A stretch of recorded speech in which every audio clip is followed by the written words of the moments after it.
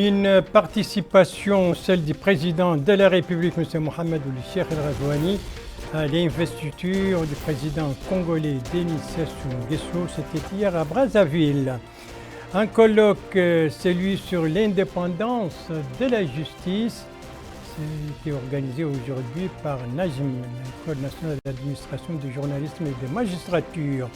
Une atmosphère, celle du mois béni du Ramadan à travers les pays, donc dans ces 5 premiers jours de ce mois Ramadan 1442. Voilà pour les principaux titres de votre journal. Et c'est parti, madame, mademoiselle, monsieur, bonsoir et bienvenue à votre 22h de ce samedi 5 Ramadan 1442, ce qui correspond au 17 avril 2021. Eh bien, en 22h que nous allons commencer donc par la visite du président de la République à Brazzaville. Là-bas, M. Mohamed Ould Cheikh El Ghazouani a participé donc à l'investiture du président congolais Denis Sassou Nguesso pour un 6e mandat présidentiel. Alors, qu'est-ce qui a marqué cette cérémonie? Où s'est-elle déroulée? Élément de réponse avec notre envoyé spécial Ahmed Ndamar, à qui rien n'a échappé. Un compte rendu revient en français par Mohamed Ould Khattab. C'est ici, au Palais des Congrès, en plein cœur de la capitale congolaise, Brazzaville, que la cérémonie d'investiture du président congolais élu Denis Sassou Nguesso bat son plein, faisant vibrer les cœurs des Congolais qui l'ont élu pour un nouveau mandat. Une cérémonie d'investiture formelle au cours de laquelle le président élu, Denis Sassou Nguesso, âgé de 77 ans, endossera, grâce à la légitimité constitutionnelle et électorale, ses fonctions de président de la République pour les 5 années à venir. Le président de la République, Mohamed Ould Cheikh El Ghazouani, était l'un des principaux dirigeants africains invités à cette somptueuse cérémonie d'investiture parmi 20 autres chefs d'État et de gouvernement du continent africain. Le président Ghazouani a salué son homologue congolais, le félicitant pour sa réélection et échangeant avec lui des propos chaleureux, dénotant des liens forts existants entre les deux dirigeants des deux pays et l'intérêt commun qu'ils portent aux questions de la scène africaine. L'événement a donné lieu à une séance du Conseil constitutionnel congolais, marqué par la lecture du procès verbal final des élections présidentielles, dont le premier tour s'était déroulé le 21 mars 2021, élection soldée par la victoire du président Denis Sassou Nguesso avec plus de 88,40% des voix exprimées, alors que son plus proche rival, décédé suite au coronavirus, avait obtenu 7% des suffrages. Le procès verbal a fait remarquer les conditions de transparence, de régularité et de contrôle qui ont entouré ces élections, respectant les choix du peuple congolais et sa décision de déterminer son destin. Le président du Conseil constitutionnel a par la suite décoré le président élu par la plus haute distinction du pays, l'installant dans ses fonctions et l'autorisant à en entamer l'exercice pour les 5 prochaines années. Dans un mot prononcé pour la circonstance, le président Denis Sassou Nguesso s'est dit honoré et heureux de cette réélection et s'est engagé à poursuivre l'œuvre de renforcement de la sécurité, de la stabilité et du développement de la République du Congo qu'il avait entamé en demeurant le président de tous les Congolais et en traduisant ses engagements relatifs à la justice et à la solidarité dans des actes concrets. La dernière étape de cette cérémonie d'investiture sera celle des congratulations, au cours de laquelle le président Mohamed Ould Cheikh El Ghazouani présentera ses plus vives félicitations et celles du peuple mauritanien au président Denis Sassou Nguesso et au peuple congolais, dans une atmosphère riche en signes de rapprochement et de fraternité. Une cérémonie en grande pompe marquée par la présence d'une vingtaine de chefs d'État et de gouvernement du continent africain. Il s'agit de la cérémonie donc d'investiture du président congolais Denis Sassou Nguesso pour un 6e mandat de 5 ans. Denis Sassou Nguesso âgé de 77 ans, une cérémonie qui s'est déroulée hier à Brazzaville en présence donc du président de la République, M. Mohamed Ould Cheikh El Ghazouani, le président de la République qui, je le rappelle, a regagné Nouakchott hier soir. Voilà donc pour l'actualité présidentielle, l'actualité juridique à présent, avec ce colloque organisé aujourd'hui à Nouakchott sur l'indépendance de la justice. Un colloque organisé par Najm. Najm, c'est l'École nationale d'administration, de journalisme et de magistrature.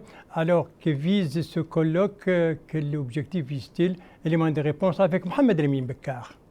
La rencontre a pour objectif d'échanger sur les différents aspects de la problématique de l'indépendance de la justice et ses perspectives d'avenir. Supervisant l'avènement, le secrétaire général du ministère de la Justice, Mohamed Oulahmel Aïda, a souligné l'importance de la mise en place d'une justice qui exerce efficacement sa mission, assure l'ancrage de l'état de droit, de l'exercice de la démocratie et de l'amélioration du climat des affaires et des investissements. Il a ajouté que son département s'attelle actuellement, dans le cadre de ses politiques et programmes, à la réforme de la justice pour assurer son autonomie.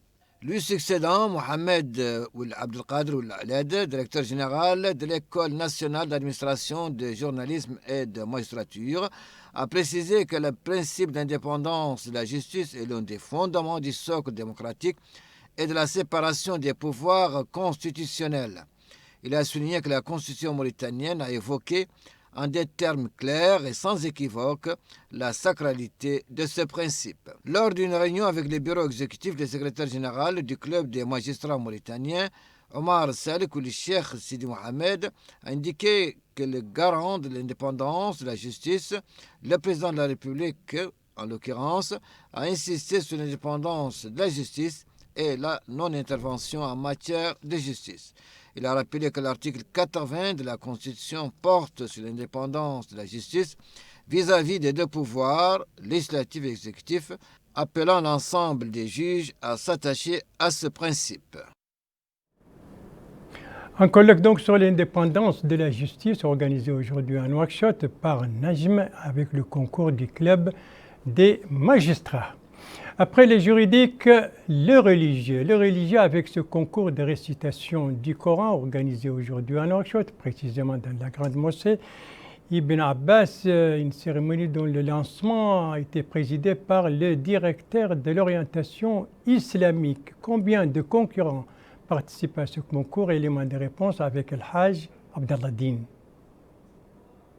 424 étudiants de Mahdara de moins de 25 ans venus de différentes wilayas participent à la 5e édition du prix de Cheikh Sidi Abdullah ibn Abi Bakr Tenouajiwi pour la mémorisation et la psalmodie du Saint-Coran. L'organisation de ce concours coranique ramadanesque vise à encourager les lecteurs du Saint-Coran et de récompenser ses efforts pour le cumul du savoir. En supervisant le lancement du concours, le directeur de l'orientation islamique, M. Mohamed Lamine Ould Cheikh Ahmed, a signalé que la création de ce prix constitue un signe d'appréciation et de gratitude envers des grands savants qui ont servi le Saint-Coran et qui ont contribué à la propagation et à la vulgarisation de la culture shingitienne dans tous les coins du monde, tel que le savant en question, Cheikh Sidi Abdullah ibn Abi Bakr Tenouajiwi, du le directeur d'orientation islamique. Le président du conseil scientifique de ce prix, M. Mohamed Abdeldaï Mahyaya, a mis en relief l'importance de ce concours qui met en compétition des centaines de lecteurs du Saint-Coran.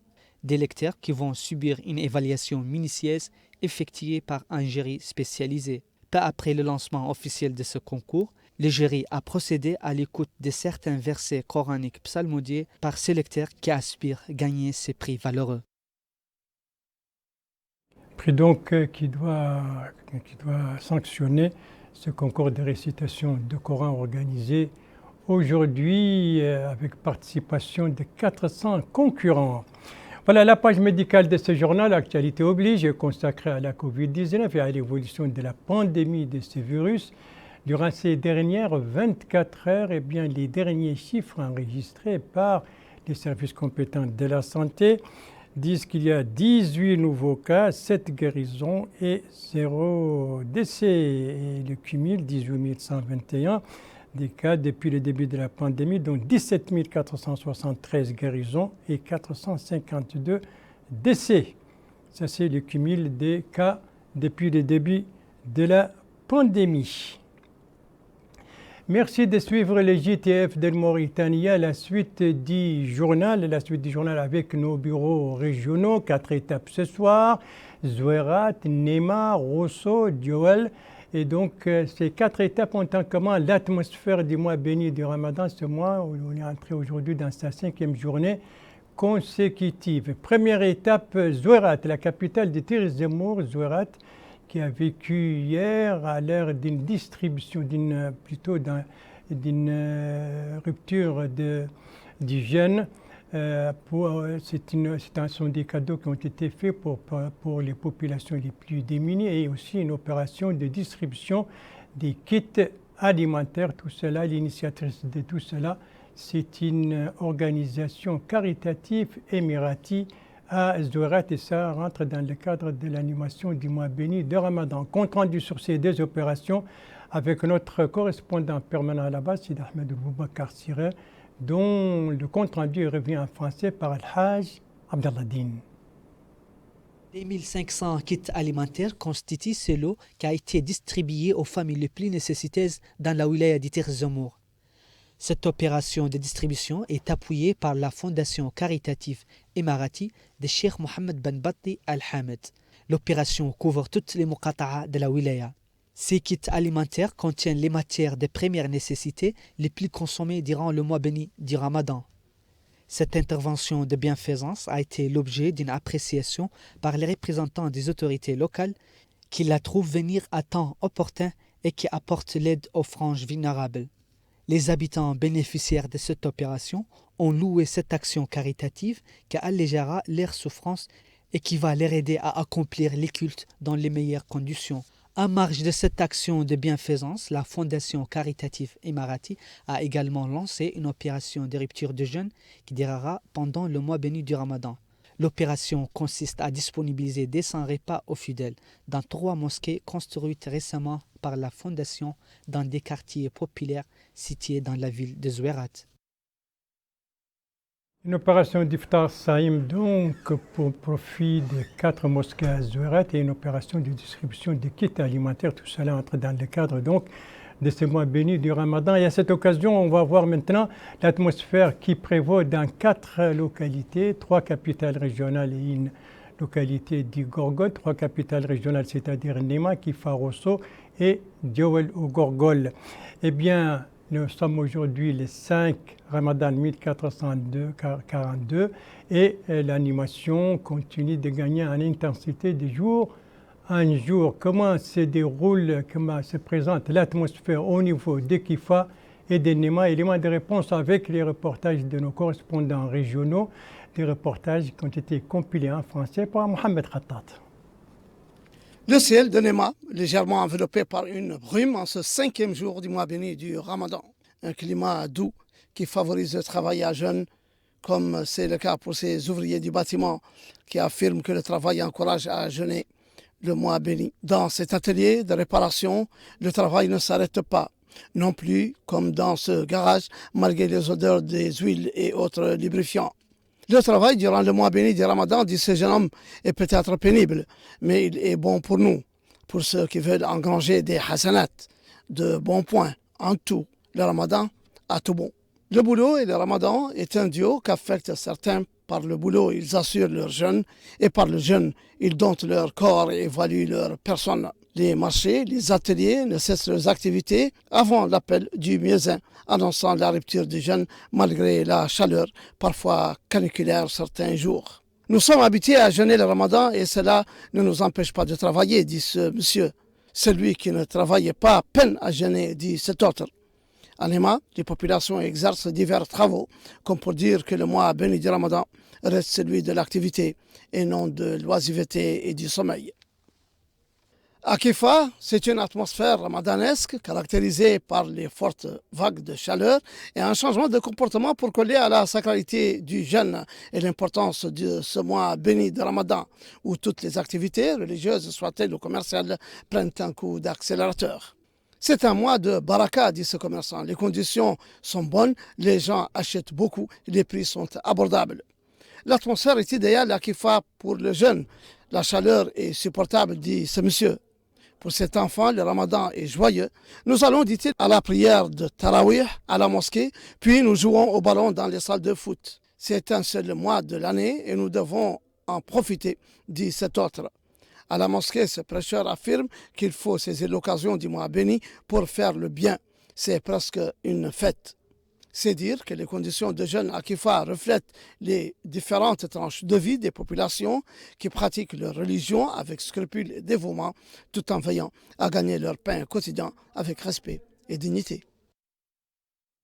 Les nuits ramadanesques à Kifa et à Nema, après l'est et le centre du pays, eh bien, nous allons prendre le pouls dans des villes du sud-ouest, à savoir Djowel et Rosso, la capitale du Trarza, toujours dans le cadre de cette atmosphère donc, du mois béni du Ramadan, entré aujourd'hui dans sa 5e journée consécutive.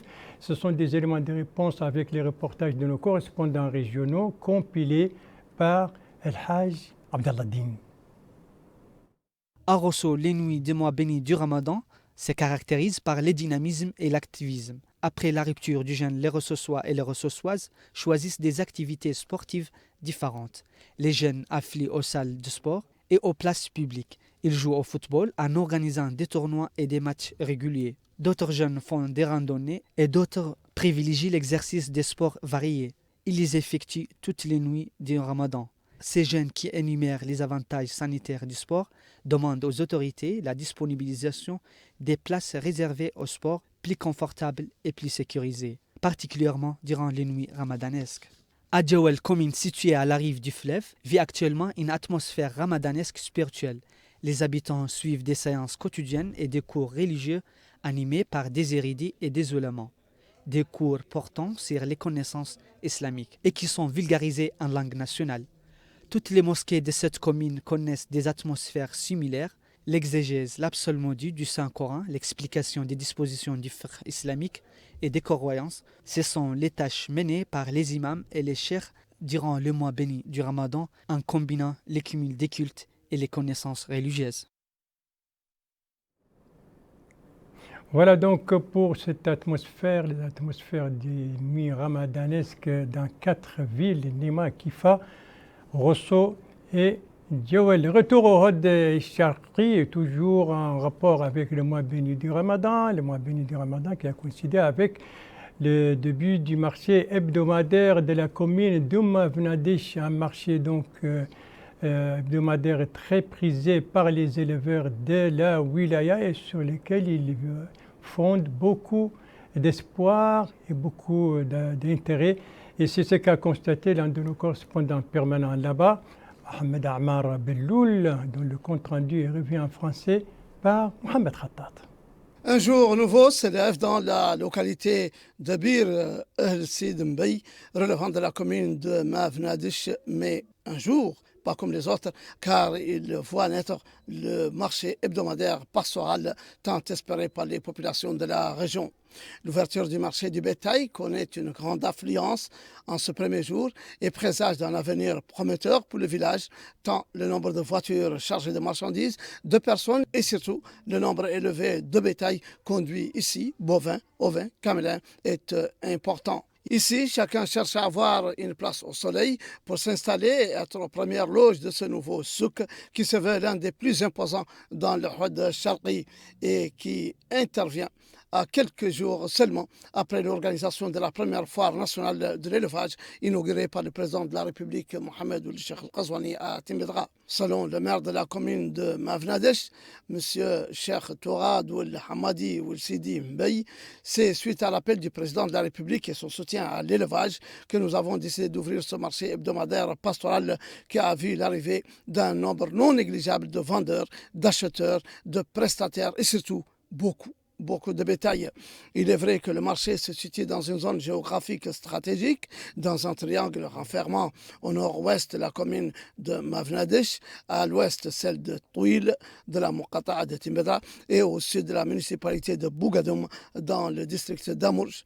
Le marché est aussi au cœur de la Qorat, localité connue pour l'abondance de ses pâturages et de ses puits pastoraux et disposant d'infrastructures nécessaires comme mosquées, mahadra, installations sanitaires et éducatives. Le marché hebdomadaire de la commune de Movenadish, donc remis de nouveau en selle. Voilà, et puis retour à Nouakchott pour parler d'une page sportive consacrée ce soir aux arts martiaux, notamment au Kung Fu Fushu. Eh bien, ça c'est la première édition de la Coupe du Wali de Nouakchott Sud. C'était aujourd'hui une compétition qui a vu la participation d'une soixantaine de personnes venues des 3 wilayas de Nouakchott. Les prix qui ont été remis après la compétition, voilà. Et dans quel cadre s'est située cette compétition? Élément de réponse avec M. Mohamed Fadel Traoré, conseiller du Wali de Nouakchott Sud, chargé des affaires politiques et sociales. Cette compétition s'inscrit dans le cadre des stratégies et politiques de l'État, et ce, en conformité avec les orientations stratégiques de son Excellence, Monsieur le Président de la République, Mohamed El Cheikh El Ghazouani. Et à ce sujet, la wilaya de Nouakchott Sud ne ménagera aucun effort pour la réussite de toutes ces compétitions-là. Je tiens particulièrement à remercier la commune d'Arafat pour l'accompagnement technique au profit des différentes fédérations. Voilà, c'était le conseiller technique le conseiller du Wali du Sud à propos donc de cette première édition de la Coupe du Wali de Nouakchott Sud dans le domaine de Kung Fu Wushu. Et c'était aujourd'hui. Et ce serait cette page sportive que se termine ce journal. Merci à vous, madame, mademoiselles, messieurs, de l'avoir suivi. Merci bien entendu aux équipes rédactionnelles et techniques qui ont participé à sa conception. Et je vous en rappelle les principales informations. Ici, c'est la grande cérémonie d'investiture du président congolais. C'était hier à Brazzaville, en présence du président de la République, M. Mohamed Ould Cheikh El Ghazouani. Ici, c'est ce colloque organisé par Najma et le club des magistrats, colloque sur l'indépendance de la justice. C'était aujourd'hui à Nouakchott. Et ici, c'est quelques images de l'atmosphère ramadanesque qui règne actuellement à travers le pays durant ce mois béni du Ramadan, entré aujourd'hui dans sa 5e journée consécutive. Voilà, le GTF reviendra demain à la même heure, 22h, et vous serez en compagnie. Elle est revenue donc parmi les présentatrices. Il s'agit d'Aminata Khan. Bienvenue ma consoeur. Quant à moi, eh bien, il ne me reste plus qu'à vous souhaiter une très bonne fin de soirée, une très bonne fin de semaine, bien entendu, tout en respectant les mesures préventives très efficaces vis-à-vis de la propagation de la COVID-19. Ces mesures sont très simples. C'est des mesures qui dépendent de chacun de nous et qui sont très simples et qui permettent de sauver des vies. Rester à la maison, ne sortir que par nécessité. Et si on sort de la maison, eh bien, n'oubliez pas de vous laver les mains avec de l'eau et du savon. Et un geste que vous allez répéter une fois rentré à la maison. Et en sortant, il ne faut pas oublier non plus le masque. Et il ne faut pas non plus oublier de respecter la distanciation sociale, au moins 1,50 m par rapport aux autres. Alors, votre santé est entre vos mains. Prenez soin de vous pour vous préserver et pour préserver les autres. Et si vous aimez vos proches, eh bien, pas d'approche et pas non plus de reproche. Et sur ce, je vous donne rendez-vous, Inch'Allah, vendredi prochain à la même heure, 22h. Bonsoir.